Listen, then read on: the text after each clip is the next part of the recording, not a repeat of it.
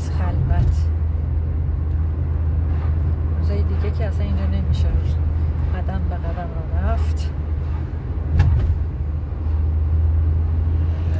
کل روزای دیگه هم اینجا میره خدایش، ولی میرداماد خیلی قشنگه، جایی خیلی خوبیه، توصیه میکنیم همه بیان اینجا زندگی کنن. میدون محسنی یا میدون مادر،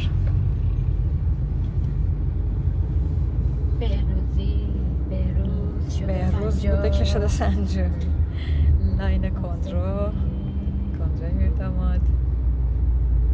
مظفریان هم داری، بانک آینده هم داری. آزیتا شده حسینی.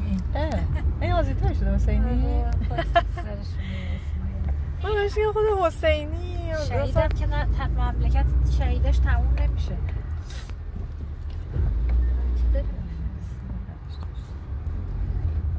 این که افتادم پشت این ماشین. باز شد، خدا رو شکر. آقا نزنید به ما.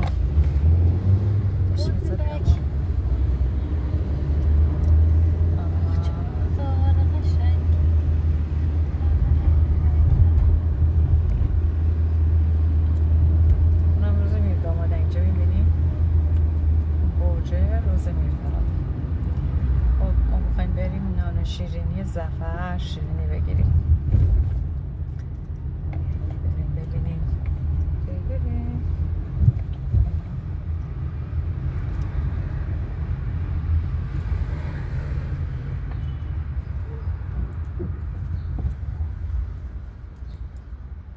مسجد القدیر رو میشش؟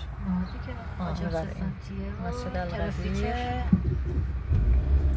اینجا معمولا بازمانده ای برای مراسم ترحیم اینجا شلوغ میشه. این هم ببین اصلا ببین وانتیه که گل توشه، یه گل دارم میارن، یه گل میبرن.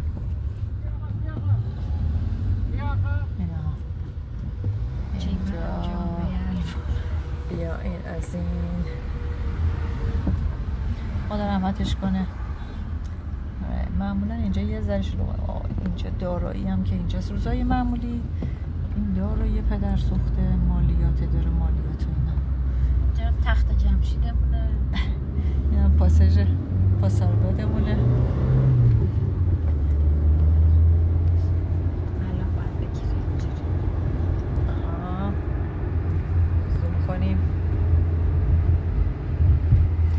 فصل خوب، بهاره، درخت ها هنوز تر و تازه. روز میرداماد ما پیچیدیم میبری تبریزیان و کوه. اینجا یه دونه ما چیز داریم، یه زمین اسکیت داریم. خیلی دلم میخواد بیام اینجا آموزش ببینم، نزدیک خونمونه. میام ایشاله میام، روزی خواهد آمد. انقدر هوا تمیزه، به این کوه دیده میشه. کوه دماوند این بلندی، عروس دیگه به این قشنگی. به به به به به به.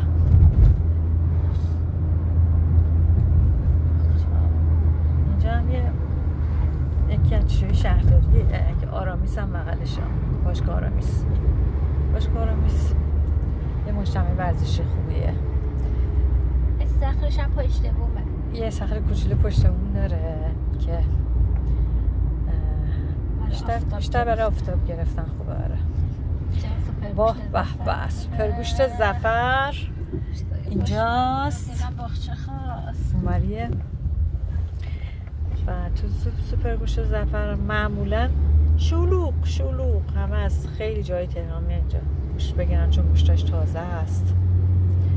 خب ما الان اومدیم قنادی نان و شیرینی، ببینید چی میخوایم شیرینی بگیریم.